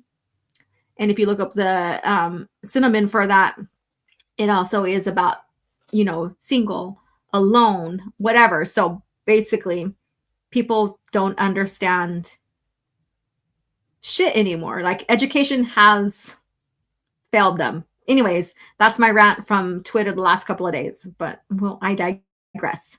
His growth into a Jedi Knight has become the most well-known example of a hero's journey in modern fiction. Yes, thank you, George Lucas, and fuck you, Disney, for destroying that. However, Luke went on many more adventures between the Star Wars movies, and well, there's only one trilogy that basically set him up to be in Jedi, and the rest of it was in the expanded universe. The real world behind the scenes events shaped the certain aspects of the story. What? Okay, I'm gonna read this whole sentence. Is he implying that real world shaped him? However, Luke went on many adventures between the Star Wars movies. Again, you know already what I said about that. And real world behind the scenes events shaped certain aspects of the story. So behind the scenes shaped aspects of his story. Oh, you mean when Filoni is like, let's cuck Luke for the matriarchy. And I said that in short because we all know that Filoni was pivotal on changing Luke into this sorry ass bastard that is shown in the Disney trilogy. So the Disney Star Wars trilogy also skipped over Luke creating a new Jedi Order. It's not new. It's he basically, and I should have pulled the clip up. I have it saved on here on my computer. I just have to look it up, and I'm not going to take the time. But basically, I think the book is something about the Sith in the Disney lore, and it shares how Luke was training people the Jedi in ways of the old, like how the prequel trilogy Jedis were trained and stuff like that. So he didn't create nothing new in the Disney version.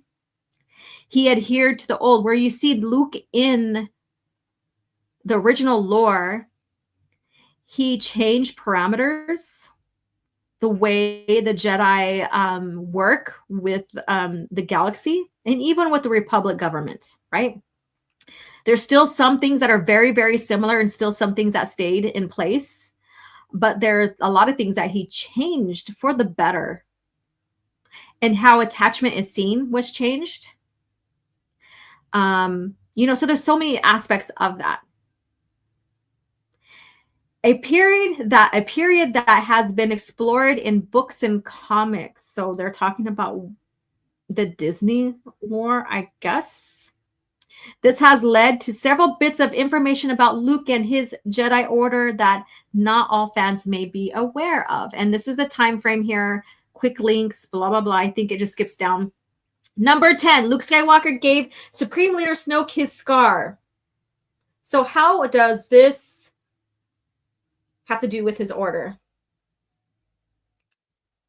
All right, so let's read this. How did he give his scar? And if he gave him his scar, then let's just read this. There was a lot of mystery surrounding Supreme Leader Snoke in the sequels. Yeah, because they didn't do shit with him. They missed opportunities. I don't like it, but I will call it out too on the missed opportunities. And this is one of them. They could have took a different story. They didn't even need to use Luke. They could have just did something completely different, not even with the Skywalker family, but I digress.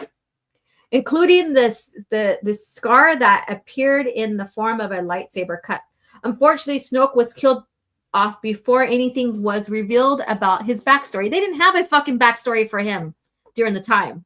They had no plans for the Disney trilogy during the time. And, JJ and Kennedy and Iger and even Rian Johnson all admitted that there was no plan. The Rise of Palpatine confirmed that he was created by Palpatine. Thankfully, the partial answer was given in the 4-issue limited comic series Star Wars: The Rise of Kylo Ren by Charles Soule and Will Slimey. And set short after the destruction of Luke's temple. Again, what can I say? They want to destroy this character and the arc that George set up for him. Ben Solo meets with Snoke and is shocked by what Luke did to his face. Though Snoke didn't elaborate on what happened, this aligns with Snoke's actor Andy Serkis' comment about Snoke's deformities being a result of old injuries. It is currently unclear why Luke... so they said, it's expanded in the lore, but then now they say it's not. They didn't give a definitive answer there. All right. Hey, Keely Chow, what's up? Facts. Yes, I agree. Did I miss something? Is Shatner an EU fan? Because he's going after Mark Hamill. Yeah, you didn't hear my rant about that earlier? Holy crap. All right. Yeah. Well, yeah.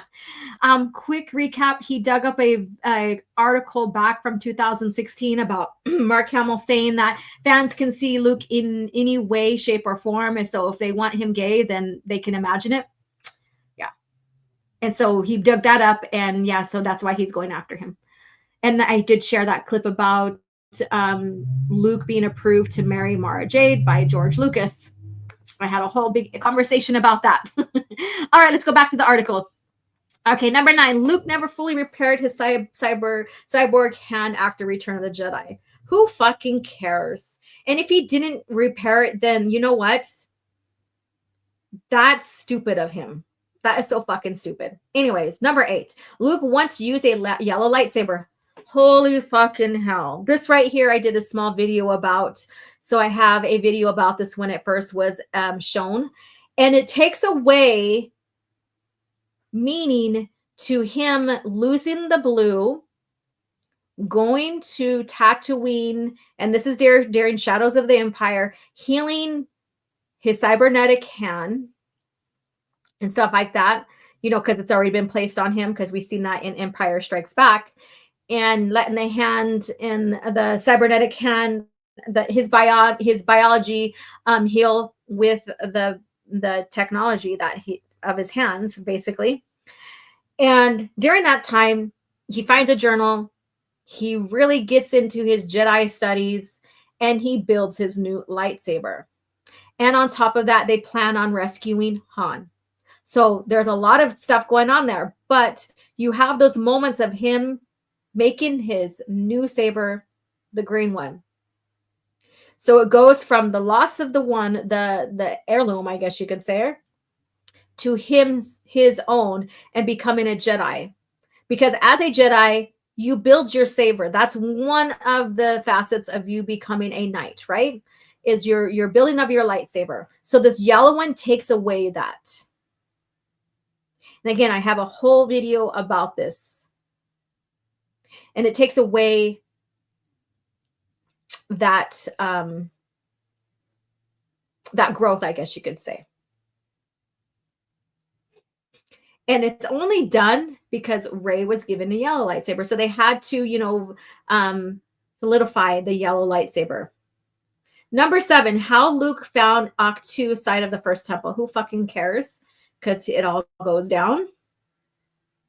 And number 6, Luke's last Jedi Force power wasn't a Jedi technique.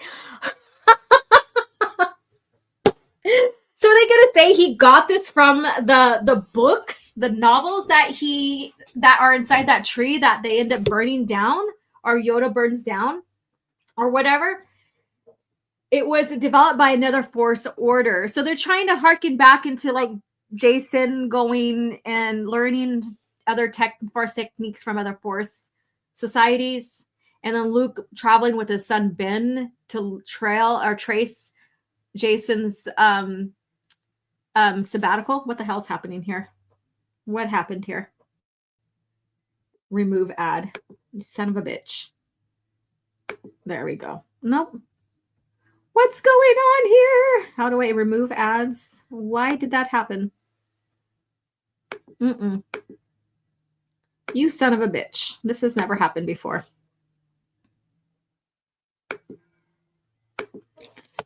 It's like, stop talking shit about my article. Oh, that's hilarious. Here we go. Where is it?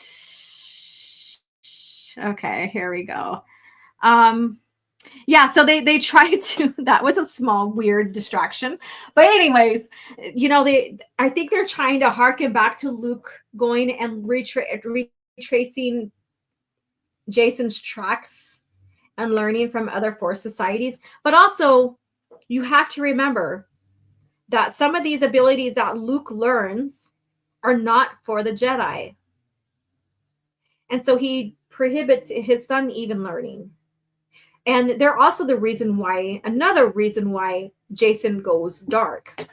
So let's see here. So they're trying to say, oh, because this was from another Force order, our society, he didn't know how to use it, so he died. But when we know that it is a technique that the Jedi have used before in the expanding universe, in George Lucas' era of Star Wars. So you notice they had to change it to make his death valid. So let's get into this. Luke's final and impressive feat was projecting his image across the galaxy through the Force. No, I would have been more impressed if he actually lifted his X-Wing up and took off, or found a way and went there personally. Just me, but again, this is Disney faux lore.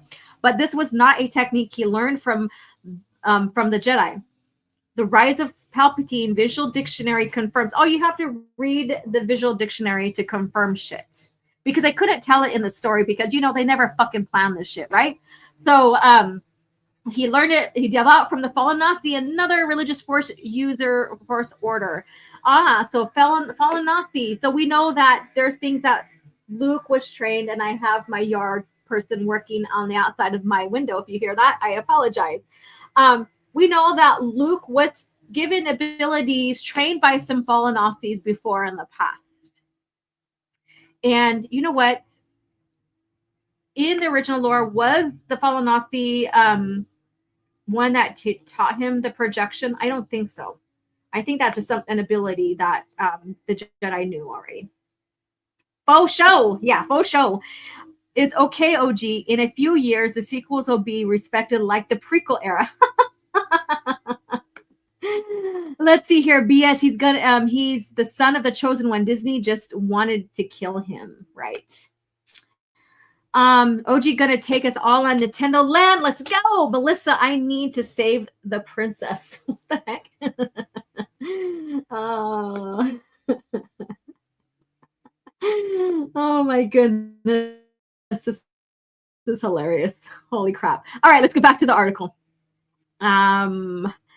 Yeah, so you need to go to the dictionary to understand the movie. That's fucking hilarious.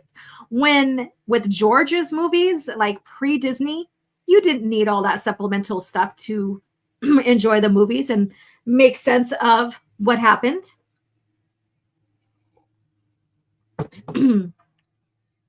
Okay, this let's go back to another religious first order. This carries over from the Star Wars original lore timeline, which introduced the Fallen Nazi in the Black Fleet Crisis trilogy of the books. Yeah, so they brought the Fallen Nazi in. If you guys didn't know, if you didn't catch that.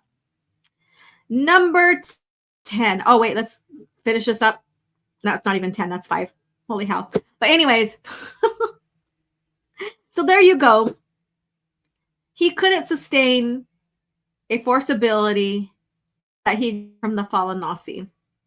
But then in the original lore, he excelled, or at least was able to successfully use force abilities from other force societies. But he cautioned his son because he knew his son at the time wasn't strong enough in the force. So meaning that at this age of this poor little cuck here that is Disney's Luke, at this age, he should be, his abilities, his control should be phenomenal. I'm not saying that he's not fallible or he's infallible. There we go. That's better. But his abilities, his focus, his strength should be matured, and he should have full control. He should have full control of his abilities and know the extent of his abilities, right? Because we've seen that in the original timeline. He knew what he could do. He knew what he couldn't do. He also understood the capabilities of other Jedi in their own abilities in the stages of their life. That's why he prohibited his son from learning certain techniques, because he knew that that could be detrimental to him. See how awesome Star Wars was written back then? How they had these character arcs, and even arcs even within the Jedi with their abilities and growth. And all of a sudden now they have this cuck of a character they call Luke Skywalker for their Disney lore. And he doesn't know the strength of his abilities, what he can and can't not do. And the Fallen Nazi ability to force project killed him. Plain and simple. All because Filoni's like, I recommend let's make Luke a cuck. And let's save the matriarchy, I guess, or something. I don't know. Number 5. George Lucas planned for Luke to die in episode 9. Is that episode 9 1X? I think it's 9, right? I'm so bad at Roman numerals. I'm sorry. I'm so bad at that. Unlike his earlier death in The Last Jedi. Okay. So that plan was for Disney, not for George himself. So people confuse these treatments to these treatments that George prepared were part of the negotiations during the buyouts. So Iger was slowly convincing George to sell. Selling Star Wars wasn't something that George planned from the start. It took, Iger, a year and a half or so to plant these seeds. And as time got closer to when he actually decided, he started putting together some treatments. There wasn't just one. And these were negotiating points. these weren't something that he was actually going to do. And during this time of negotiations, he sweetened the deal by bringing the big three in. If you look at the history, you could see this development on how George was laying down his cards after he's like, oh yeah, I can retire. I could save my company. Because if you don't know the history, this is an ugly picture of Hamill and stuff. I need to move that. I need to move that. That's so fucking gross. Anyways, let's go back to this.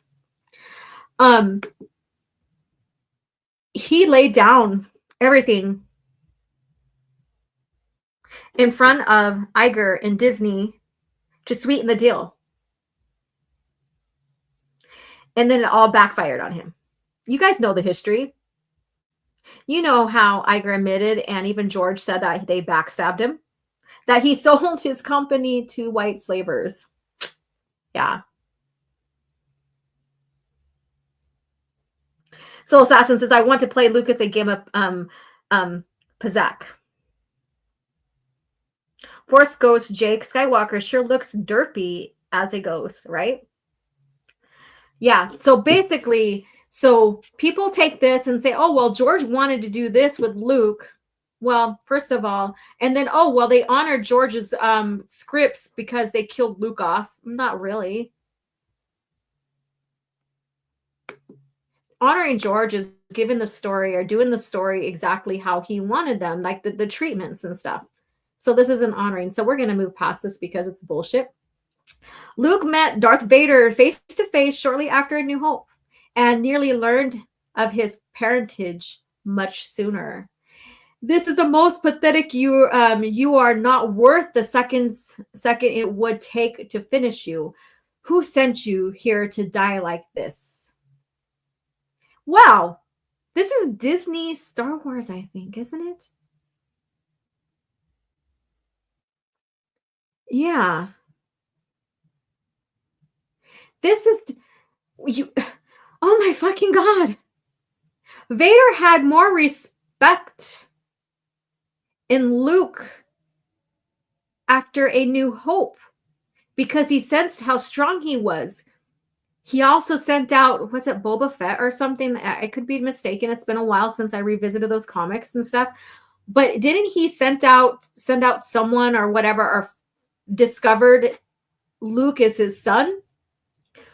Because A New Hope is just one standard year between that and Empire Strikes Back. And so a lot of discovery had happened with the realization that this person that his last name is Skywalker is his son. And I friggin' really need to do a lore video on this because this discovery is amazing in the original lore. So I don't know where this book is set in their timeline. And obviously he hasn't discovered, I guess this guy is his son, which he, no matter what, he was so fascinated with his strength that he wanted to recruit him no matter what.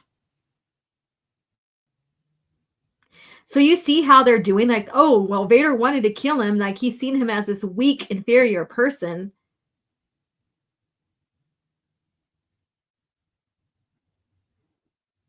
You know, and he's like, I was there on the Death Star. I seen what you did to him. Oh, he must be talking about Obi-Wan. Obi-Wan basically gave himself up. He sacrificed himself. Let me see what you guys are saying in the chat.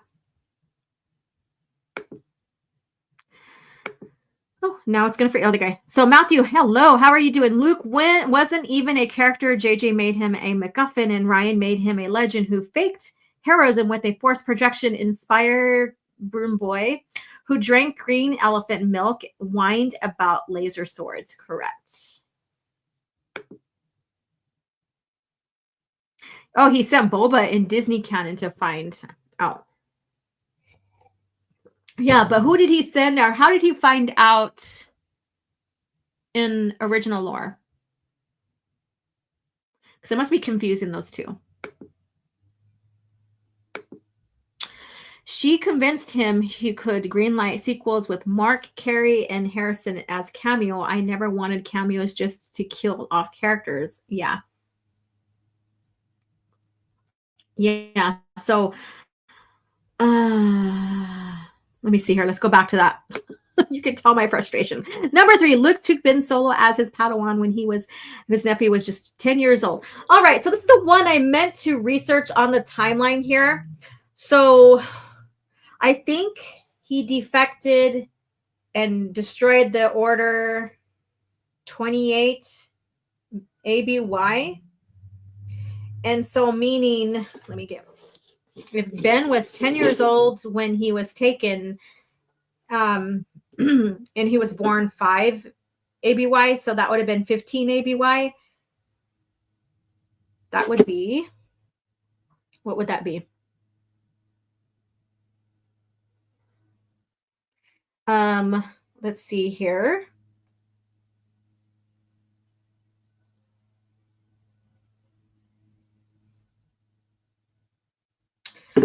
So there's that time period. So it's 15 to, so that would be like 10, 11, 12, 18 years. So within 18 years, this guy could never have progressed past a Padawan. Is that what I'm getting? 18 years of his training under his uncle. He never got past being a fucking Padawan. Holy fucking shit.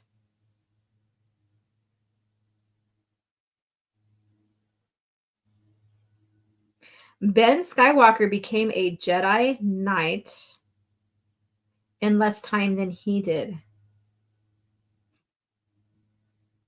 The twins became Jedi Knights in less time. This is fucking crazy. It's like they didn't know how to land or didn't even think about the time frame. And they don't, because they smash so much events within the time frame of their Disney trilogy, and it only happens like from what, 35 to 36 ABY in their timeline. So you have 2 years. No gaps in between. However, everything happened during that time. They are so bad with time. And I watched Raging Rhino's last review of the Skeleton Crew, the one that he kept on promising he was going to go ahead and upload. You know, he's so done with Disney, Star Wars, and all that. It's like right now he's even pausing a little bit from the original lore. But he finally put it up, and I watched it this morning while I was prepping CAF chat, like the last bit of it. And he even talks about how Disney Star Wars is so terrible with time. Let me see. I keep seeing that it's the comic called Vader's Quest from Dark Horse that explains how Vader found out about Luke. Okay. Dark Quest. You know, like, you know, I'm honest with you guys. You know, like the comics, I got more of the novels. So the comics, I'm still rediscovering things. Even though I research and know the lore and stuff and try to make myself well-rounded, I still need, like, some of the comics I still need to read and catch up with, because when you read through the lore, research is good and fine, right? But when you dive into it and you actually get involved and read, you learn so much more. That's why I'm doing the Continuity Chronicles, right? You learn so much more. So, you know, that is my rediscovery area of Star Wars, I guess you can say. And I've been having fun with it. And you guys know part of CAF Chat's history is about me and Stig read through the comics together, reviewed them, what have you. So very fun stuff there if you guys want to catch some of those playbacks, those replays. Raging Rhino tonight will be his casual rage, and I think it starts at 7:30 my time. I could be wrong, but go set your reminders and go check it out. You've been hanging out with Wilkins too much, OG. Cue the Wilkins trailer, right? I'll do that. We'll take a little pause here and then we'll finish this up. Let's go ahead and play it just for the hell of it. Someone asked me to give the best reason why someone should read the expanded universe. After giving it a lot of thought, here's what I have to say. The expanded universe respects the reader. In the expanded universe, Luke Skywalker's optimism continues where it left off in Return of the Jedi. He's fulfilled hope to the galaxy, just like Obi-Wan said he would, not like the Disney movies where he gave up on the Jedi or even the whole galaxy for that matter. The character you see in those movies is not Luke. Luke isn't a quitter. He's not a pessimist. He's a leader. He's inspirational. And he's always there for his friends in times of need. Another character is Han Solo. He's introduced to us in A New Hope as a loner, a man who cares only for himself and nobody else. But by the end of Return of the Jedi, that all turns around when he finally finds friends he can trust and a true love to spend the rest of his life with. And that's exactly what he does in the expanded universe. Han is a devoted husband and father to Leia and their kids. He loves his family above all else. In the new movies, Han turns out to be a selfish deadbeat dad who ran out on his family when things get tough. It's a complete 180 from the character that we saw from Return of the Jedi. Now, another thing the EU does is it rewards its readers. Attention to detail when it comes to continuity has never been done at such a level as when it was performed by the expanded universe. Avid readers will constantly be rewarded for their diligence as comics, novels, video games, and even children's books share connections throughout the entire series, making it almost a flawless, continuous story. And though it has its minor flaws, it's still the best overall story and continuity out there, period. That's what the EU does. It respects and rewards its readers. And that's the best reason you should give it a try. Long live the expanded universe. Right on. There we go. I needed to have a little break from my voice anyways. Oh my God. That is such an amazing video. All right. Matthew says here, come on, highlight. Do it. Oh, there we go. All right. Imagine Luke passing on what he had learned and Leia actually becoming a Jedi and not Space Mary Poppins. Yes, and that really does happen in the original lore. Took time for her, but it did happen. If there was a Jedi Council of EU fans, Matt would be the Grand Master with OG as the Master of the Order, while Purist, Abu, Scrawn, Ryan may make up the rest of the council. Wow, that's quite a fucking council. That I dig that. I dig it. Well, the video says it all. Yes, that's a masterpiece by Matt Wilkins. And thank you so much, Matt, for allowing me to use this video on my channel and just paying homage back to the man that inspired me as well and inspired many other EU people and George Lucas era fans. And yeah, you could say he's a legend in a sense, very respectful. I love hanging out with him, chatting with him and stuff. And I was looking forward to meeting him at Legends Con. Too bad, that all fell through. There we go. All right, let's finish this shit up. Why not? We're almost there, you guys. So that's such a big failure on their part with that timeline there for that character, but who cares? It's faux lore. Anyways, they can't get their shit straight with anything. Number 2, Mark Hamill's car accident led to the Wampa attack. That's not Luke's character. And it doesn't mean that car accident didn't really lead to the Wampa attack, but let's see what he says. It was created to explain Hamill's injuries. Yeah, that's what they said, right? But then they also said, no, it wasn't. Once filming had wrapped on A New Hope, Mark Hamill ended up in the terrible car accident in 1977. Hamill's face was badly injured, and he worried that his acting career may be over. So Lucas wrote in Luke being attacked by Wampa to explain why his face looked different. Thankfully, Hamill ended up healing nicely from his injuries, though the Wampa attack stayed in the added danger and excitement of the beginning of the movie. What do you guys think? Because there's conflicting where it's denied that that was the case as well. And I didn't pull up any more facts for that. I have so many source books here regarding the making of this. So, so you have conflicting stories here and whatever, and it's all interesting and stuff like that. But in the end, that's what it is. That's the original lore there and stuff like that. Yeah, it barely talks about his. It barely talks about the Order. I agree. Because there's nothing to talk about. Because there's nothing existent. And if they compare Disney's version of Luke's Order versus the new Jedi Order that we've been having fun discussing in general, like the timeline and stuff like that, hands down, it puts the Disney's version to fucking shame. It's a fucking embarrassment. It is. Hands down, it is a fucking embarrassment to Disney, Lucasfilm, for what they did, not only to Luke, but to the new Jedi Order. And now they're coining Rey's so-called movie that's coming out, the new Jedi Order. You see what's going on there? Revisionist history. Boy got messed up by a wampa. Yeah, he got slapped up by a wampa and hung up to dry, right?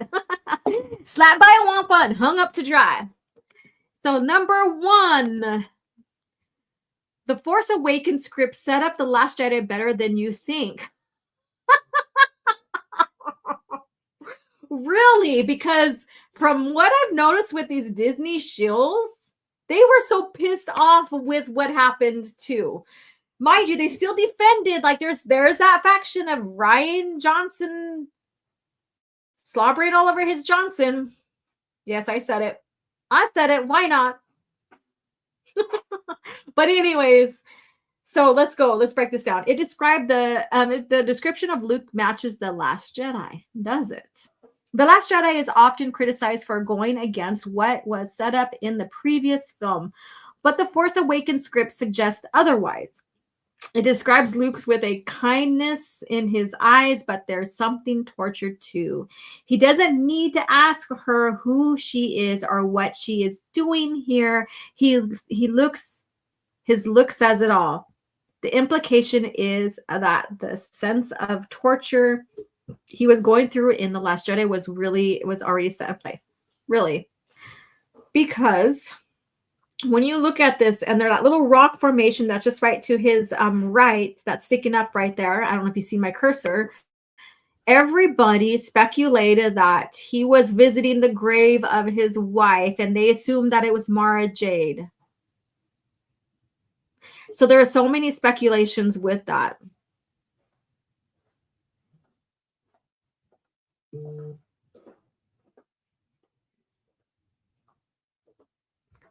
All right. Let's see here. Of course, there are always multiple ways to interpret a line of text, but it seems, and I just did that because that's what the consensus of a lot of these fans who were putting faith in The Force Awakens to set up, so there you go. But it seems that this aspect of Luke's character was always intended. No. In fact, like I stated before, all the big heads for this show and for Disney, Lucasfilm, basically said there was no plans, that they tossed everything that George, every idea, treatments that George gave them. There was no plans. You are just making something out of nothing and did not do your fucking research. But it seems that this aspect of Luke's character was always intended. Luke threw the lightsaber away, and walking away without a word is in line with the text form the Force Awakens script are from. And it takes him a full day to finally ask who Rey is. It's so damn stupid. Oh my God. Yes, Soul Assassin. I remember that was speculated to be Mara's grave, right? And so with all that said, and all the evidence that has conspired and shown up between The Force Awakens and the ending of their Disney trilogy, there was no plans. Woo! The wind picked up in the rain too. Yeah, there was no plans. They tried to say, well, George had no plans, but I just proved last week George plans with the use of the twins and stuff, but our siblings. But anyways, this is your cringe factor. And we are coming to the end of our time together here today for CAF Chat. And like I said earlier, you know, me and getting up on my soapbox and being so grateful and thankful for everything in this journey on this channel with you guys and all who has inspired and supported, no matter if you're with me or not anymore. Thank you so much. It's like I have this gratitude toward you guys. And, you know, looking back and then being now in the present, so much fucking growth, right? So much growth here. And I can't wait to see what comes of this later as we progress into the future in this channel, what can come and conspire with, you know, my creativity and how I want to share and keep George Lucas era in front of you guys. You know, a beautiful tool here, YouTube and this channel, to keep this community alive and thriving. Whether we disagree or agree with each other, that's okay.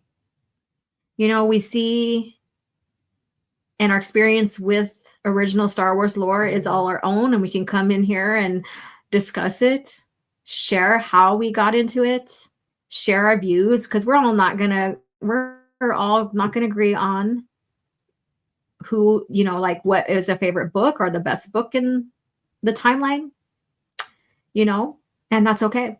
Or what favorite story we liked, or character. And that's what makes us so fucking unique, right? You know, we're not an echo chamber here. And it's a beautiful thing. And of course, you know, we have our different thoughts and stuff like that with Disney, Star Wars as well.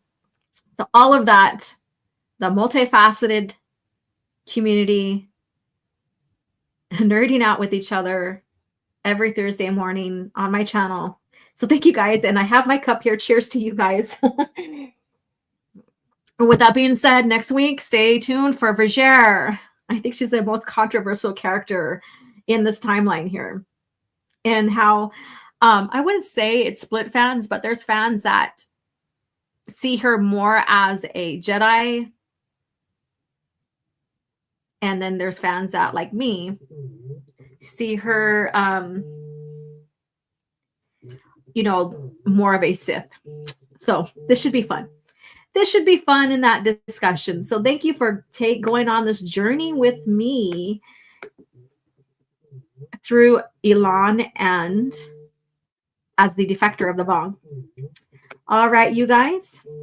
Again, thank you so much. And have a good day. And I will talk with you guys later.